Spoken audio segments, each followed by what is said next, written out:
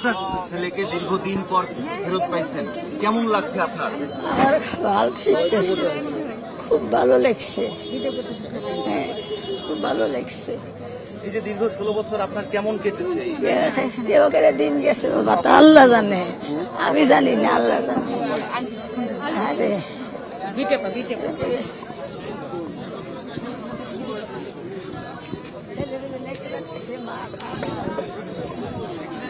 দীর্ঘ 16 বছর আপনার ছেলে যে কারাগারে ছিল, আমার ভাই কারাগারে ছিল, আপনাদের কেমন কেটেছে এই সময়টাতে?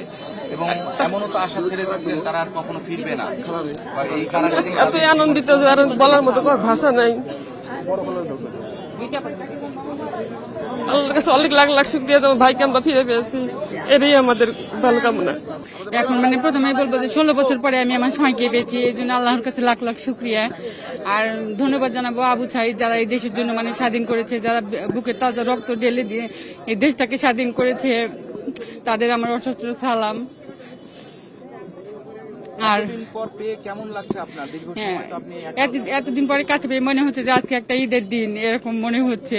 আর সরকারের কাছে এটা যাবে যে আমার হাজবেন্ড যারা আরো ভাইরা যে বের হয়েছে তাদের যেন চাকরি ফিরিয়ে দেওয়া হয়, তারা যেভাবে চলবে সুযোগ, তাদের সব সুযোগ সুবিধা যেন দেওয়া হয়, এটাই সরকারের কাছে দাবি।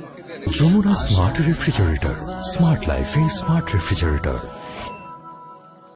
আসলে আমি 16 বছর কারাগারে ছিলাম। কারাগার জিনিসটা হলো কষ্টের জায়গা, এখানে বলার কোনো সুযোগ নেই যে আমি শান্তিতে ছিলাম। তারপরেও আল্লাহর কাছে শুকরিয়া যে আল্লাহ পাক আমাকে শারীরিকভাবে সুস্থতা দান করেছেন। আমি জুলাই আগস্টে সকল শহীদ ছাত্রদের স্মরণ করছি, এবং আপনারা এখন কি দাবি করছেন যে দীর্ঘ 16 বছর তো কারাগারে জেলখানায় ছিলাম, আমরা এই 16 বছর আমাদের জীবন থেকে হারিয়ে গেছে, এটা আমরা ফেরত পাবো না। এজন্য আমরা এখন সরকারের কাছে দাবি এই ঘটনার সুষ্ঠু তদন্তের মাধ্যমে যারা অপরাধ করছে তাদেরকে দৃষ্টান্তমূলক শাস্তির দাবি আমার। এই যে আরেকজন জওয়ান সদস্যের সঙ্গে কথা বলবো, তারা এখন কি দাবি করছেন?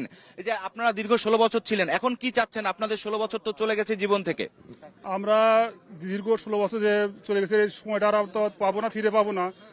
সরকারের কাছে আমাদের জোর দাবি, যে সমস্ত নিরাপদ ব্যক্তি যারা জেলখানে এখন বন্দী অবস্থা আছে তাদের মুক্তির ব্যবস্থা করা হোক।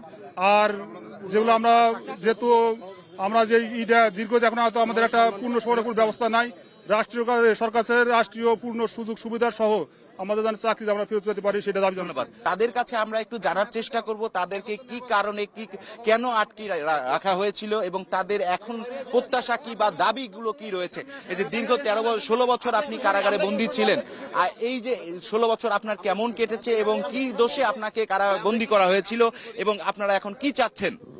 মিডিয়ার সদস্যরা তারা কিন্তু তাদের পরিবার পরিজনকে বরণ করে নিচ্ছেন, এবং যাদেরকে দেখছেন এখন এই মুহূর্তে তারা কিন্তু সবাই কিন্তু এই 16 বছর কারাগারে বন্দী ছিলেন, তারা কিন্তু একে একে 13 জনের মতো বের হয়ে এসেছেন।